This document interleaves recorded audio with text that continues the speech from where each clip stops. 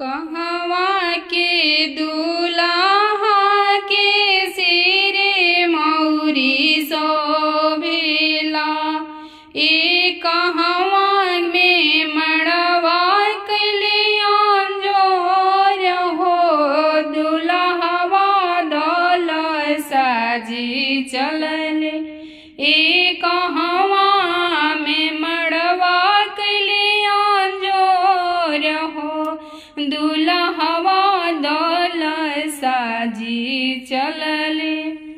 अवध के दूल्हा के सिरे मौरी शोभेला। ए जनकपुर में मड़वा भइले सोर हो। दुल्हवा दौल साजी चलल। ए जनकपुर में मड़वा कलियान जोर हो। दुल्हवा दौल साजी चलली। रोवेली बेटी हो या माँ के गोदी पैसिना।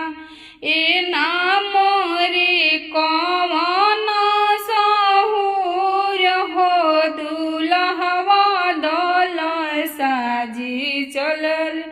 नहीं मोरे आमा हो राम रसोइया लुरवाना।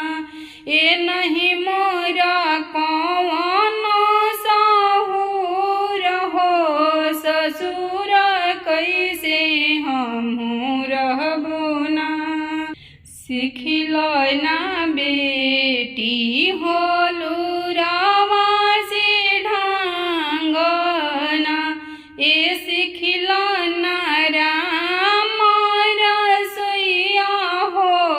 दुल्हवा दौल साजी चलल।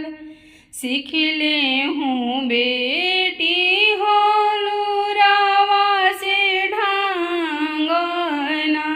ए सिखलो रसोइया बेवहार हो।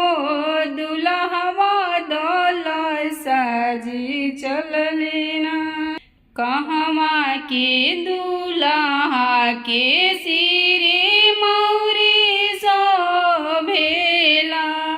ए कहवा में मड़वा कलियान जोर हो। दुल्हवा दौल साजी चललेना। ए कहवा में मड़वा कलियान जोर हो। दुल्हवा दौल साजी चलले।